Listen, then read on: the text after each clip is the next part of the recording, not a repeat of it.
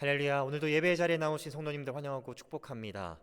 다 함께 예수 피를 힘입어 함께 찬양하시면서 새벽 예배 하나님께 올려드리겠습니다.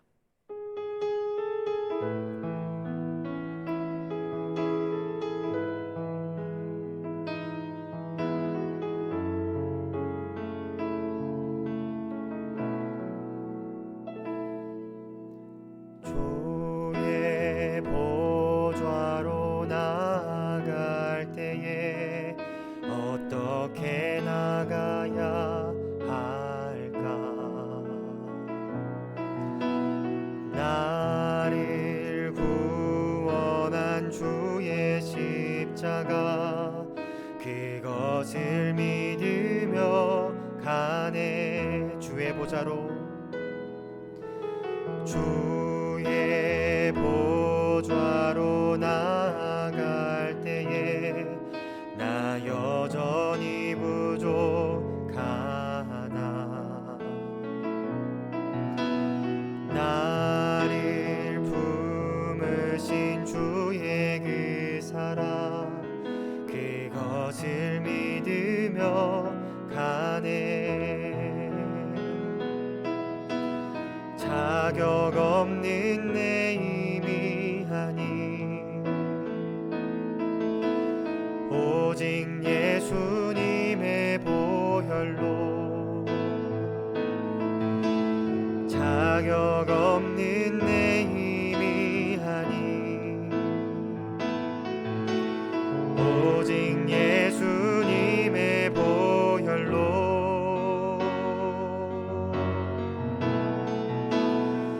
십자가의 보혈 완전하신 사랑 힘입어 나갑니다.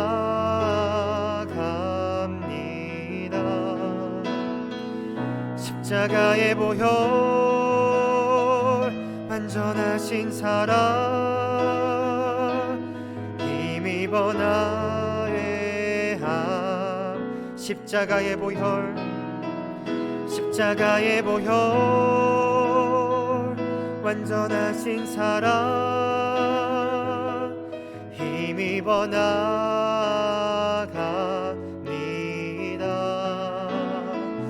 십자가의 보혈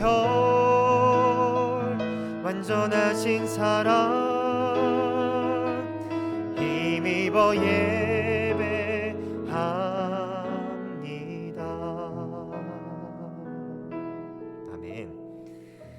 이 시간 하나님께 주시는 말씀 마태복음 14장 13절에서 21절의 말씀 함께 보도록 하겠습니다. 마태복음 14장 13절에서 21절의 말씀을 한 절씩 교독하시고 마지막 절 21절은 합독하도록 하겠습니다. 예수께서 들으시고 배를 타고 떠나사 따로 빈들에 가시니 무리가 듣고 여러 고을로부터 걸어서 따라간지라. 예수께서 나오사 큰 무리를 보시고 불쌍히 여기사 그 중에 있는 병자를 고쳐 주시니라. 저녁이 되매 제자들이 나와 이르되 이곳은 빈들이요 때도 이미 저물었으니 무리를 보내어 마을에 들어가 먹을 것을 사 먹게 하소서. 예수께서 이르시되 갈 것 없다. 너희가 먹을 것을 주라. 제자들이 이르되 여기 우리에게 있는 것은 떡 5개와 물고기 2마리 뿐이니이다. 이르시되 그것을 내게 가져오라 하시고 무리를 명하여 잔디 위에 앉히시고 떡 5개와 물고기 2마리를 가지사 하늘을 우러러 축사하시고 떡을 떼어 제자들에게 주시매 제자들이 무리에게 주니 다 배불리 먹고 남은 조각을 12바구니에 차게 거두었으며. 함께 읽습니다. 먹은 사람은 여자와 어린이 외에 5,000명이나 되었더라. 아멘. 잠시 기도하시고 함께 하나님 말씀 보도록 하겠습니다. 오늘도 살아계셔서 역사하시는 하나님 아버지 감사합니다. 굳은 날씨 가운데서도 예배할 수 있는 환경과 조건을 허락하여 주시고 이 시간 거룩하시고 흠이 없는 하나님의 말씀을 함께 묵상하는 가운데 하나님의 은혜를 경험할 수 있는 시간 허락하시니 감사합니다. 오늘 함께 볼 마태복음 14장 13절에서 21절의 말씀을 통하여서 우리가 찾고 따라가고 쫓아야 할 것이 무엇인지를 정확하게 분별할 수 있는 우리 모두가 되게 하여 주옵소서. 감사드리며 예수 그리스도 이름으로 기도합니다. 아멘. 오늘 본문 마태복음 14장 13절에서 21절의 말씀은 우리 성도님들께서 이미 너무나도 잘 알고 계시는 이 오병이어의 기적을 기록하고 있는 부분입니다. 이 오병이어의 기적은 예수님께서 행하신 기적 중에는 유일하게 사복음서에 모두 기록되어 있는 그런 기적인데요.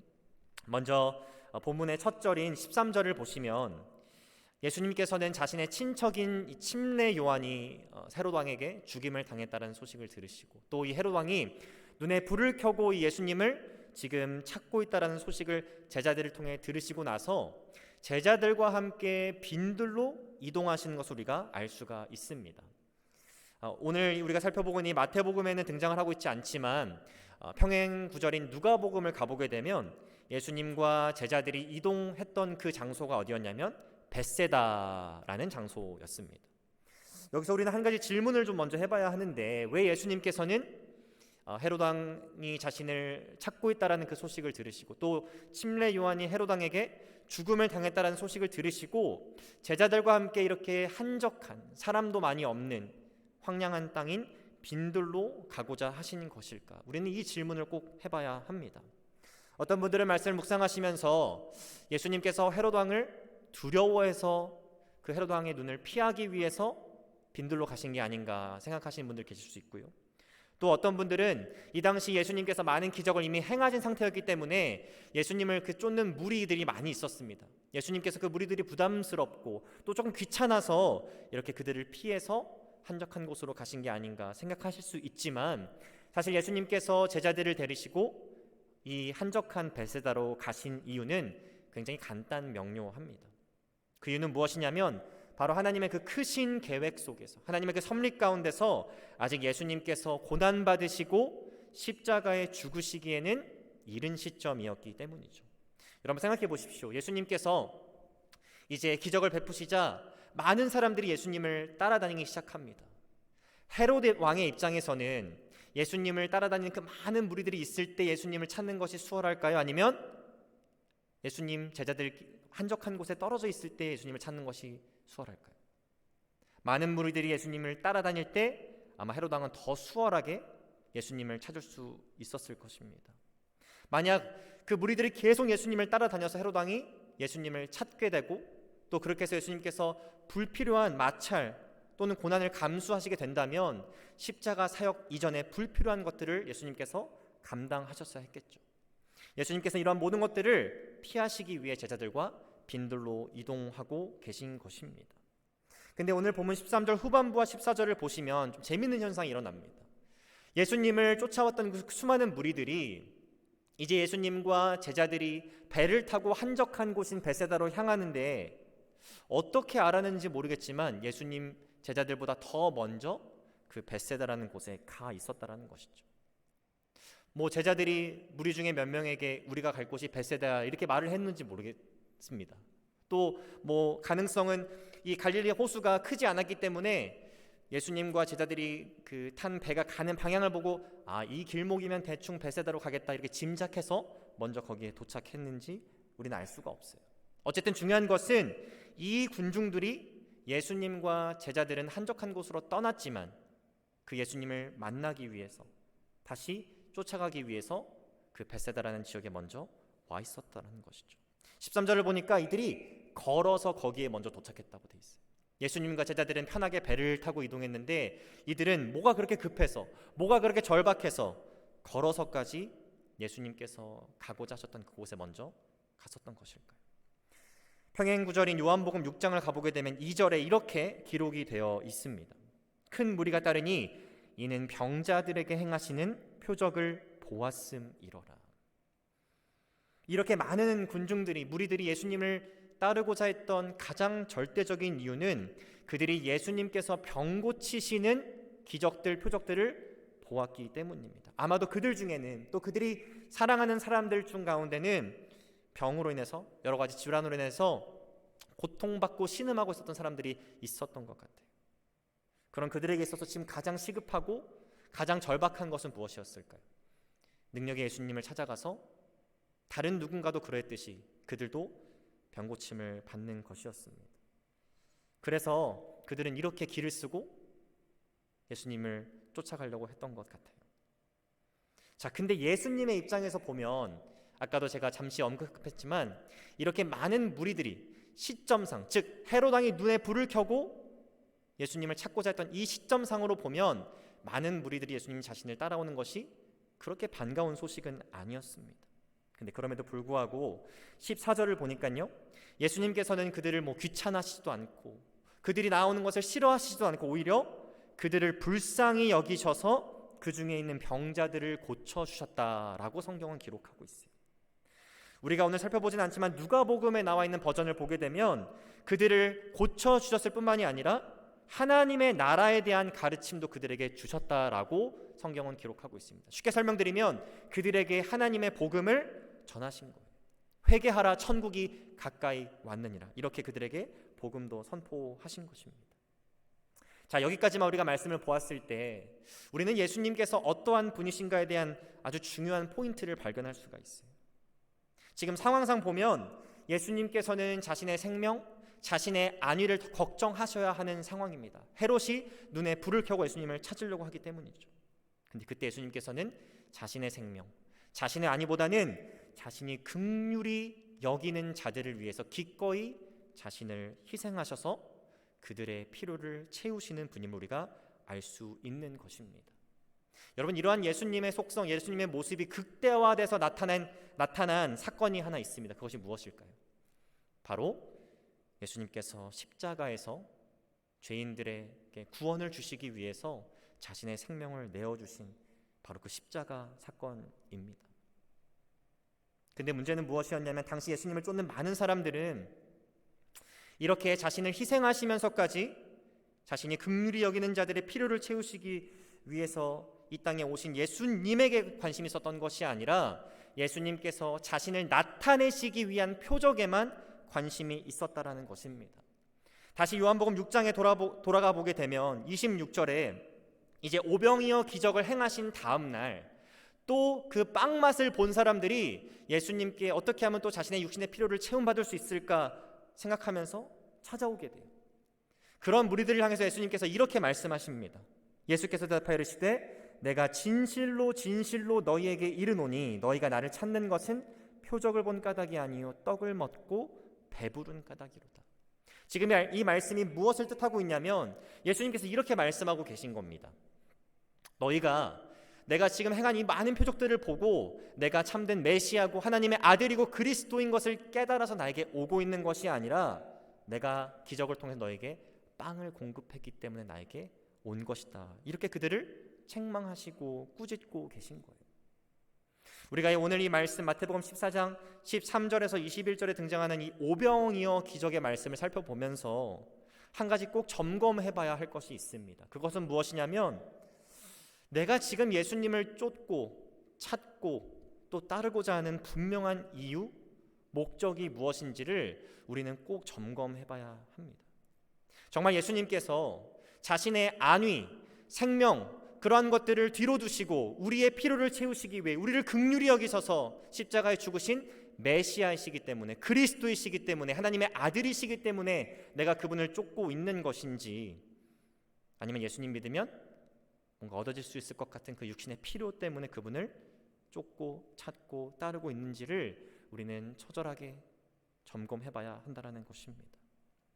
여러분, 예수님 자체가 아닌 그 예수님께서 행하신 표적 또 예수님께서 채워주시는 육신적 필요에 우리가 목을 매기 시작하면 어떤 일들이 벌어질까요?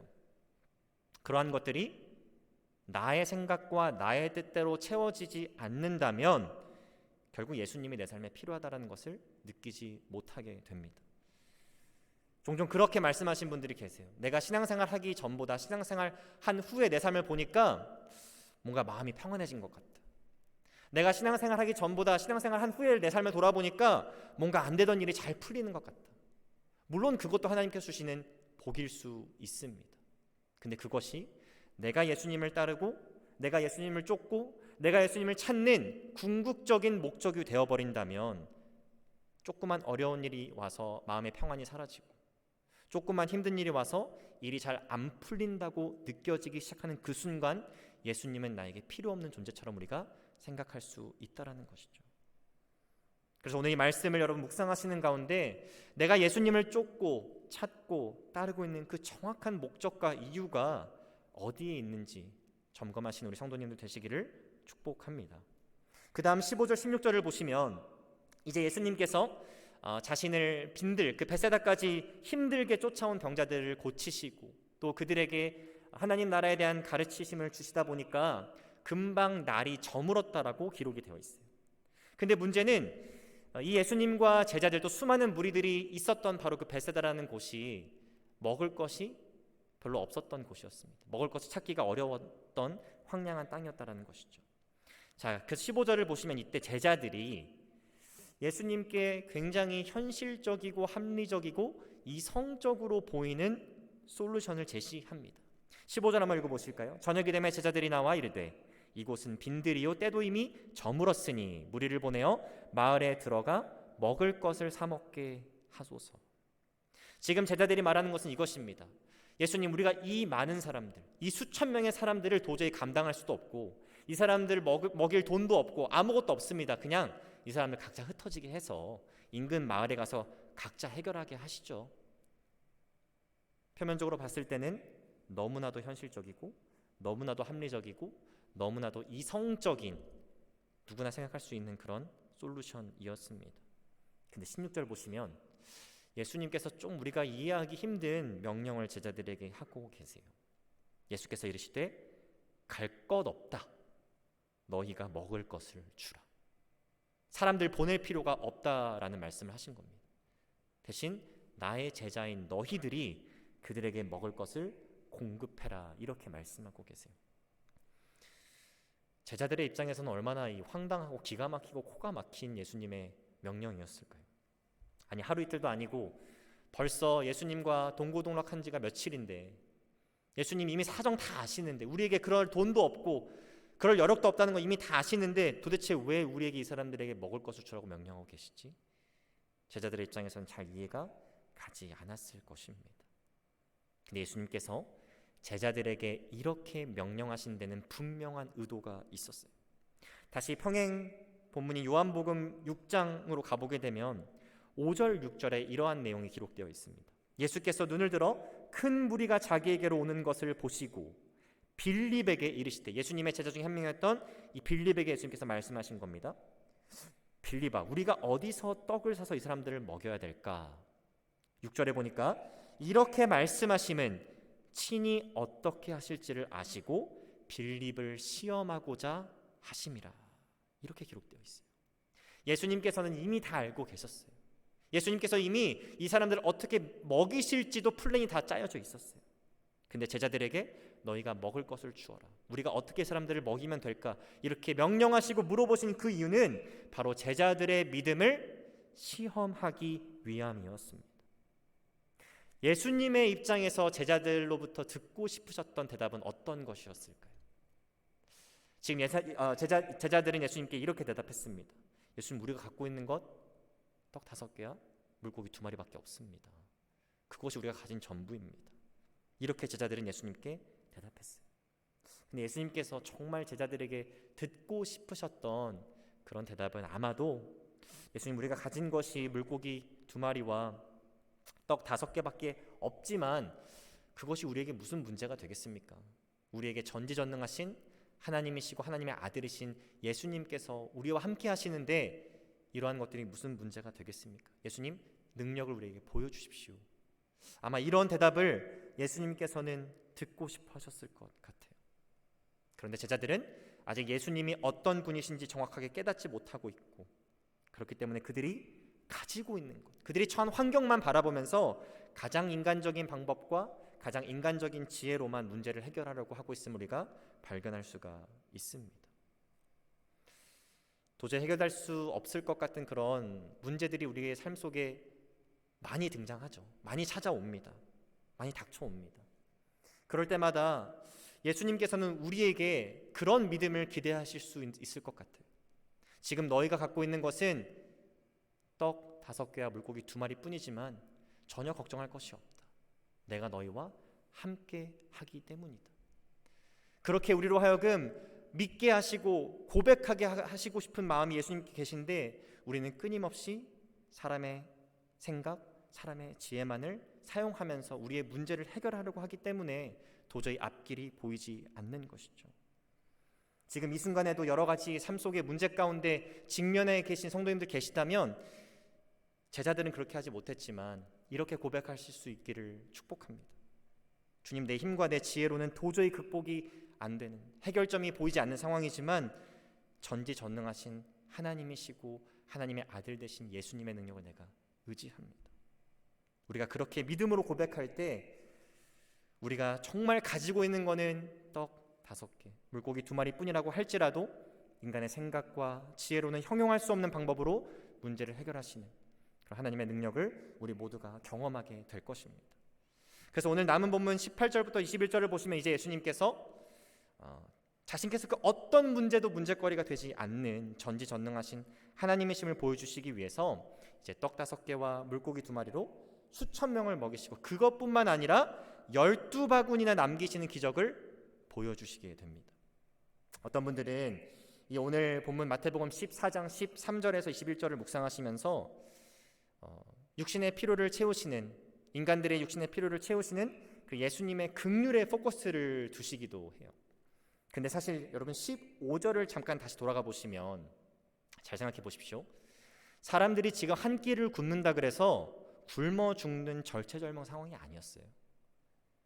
제자들이 제안한 것처럼 무리들을 각 마을로 보내서 그들로 각자 그 음식들을, 그 저녁을 해결하게 해도 전혀 무방한 상황이었습니다.